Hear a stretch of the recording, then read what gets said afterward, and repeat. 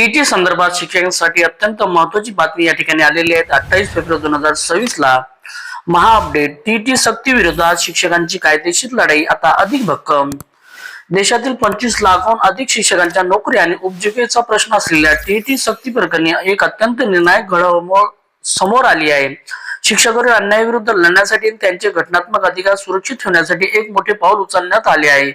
ते म्हणजे कोणते या ठिकाणी आपण पाहूया। कायदेशीर टीमचा मोठा निर्णय। सर्वोच्च न्यायालयात प्रलंबित असलेले टीईटी सक्तीच्या फेरविचार याचिकेसाठी रिव्ह्यू पिटिशन शिक्षकांच्या कायदेशीर टीमकडून लीगल टीम भारताचे माजी अटॉर्नी जनरल आणि देशातील प्रख्यात ज्येष्ठ वकील आदरणीय मुकुल रोहतगी यांची अधिकृतपणे नियुक्ती करण्यात आली आहे।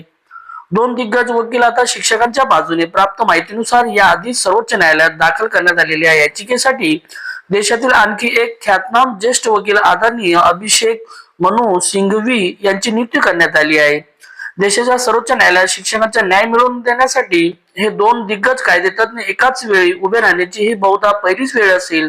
त्यामुळे शिक्षकांची बाजू आता न्यायालयात अत्यंत भक्कमपणे मांडली जाणार आहे। शिक्षकांनी पूर्णपणे आश्वस्त राहावे असा शब्द आदरणीय मुकुल रोहतगी यांनी दिला असल्याची माहिती समोर येत आहे। देशभरातील लाखो टीईटी बाधित शिक्षकांच्या एकजुटीतून शिक्षकांचे अस्तित्व, मान सन्मान आणि सेवा सुरक्षिततेचे मूलभूत अधिकार अबाधित ठेवण्यासाठी हा कायदेशीर लढा उभारण्यात आला आहे। सर्वोच्च न्यायालयातील या प्रकरणाच्या पुढील सर्व अधिकृत आणि महत्त्वाच्या घडामोडींसाठी चॅनलला फॉलो करत राहा। म्हणजेच आता हे दोन दिग्गज वकील आता शिक्षकांच्या बाजूने लढणार आहेत। अशाच प्रकारची व्हिडिओ आवडल्यास व्हिडिओ लाईक, शेअर आणि सबस्क्राईब करायला विसरू नका। थँक्यू।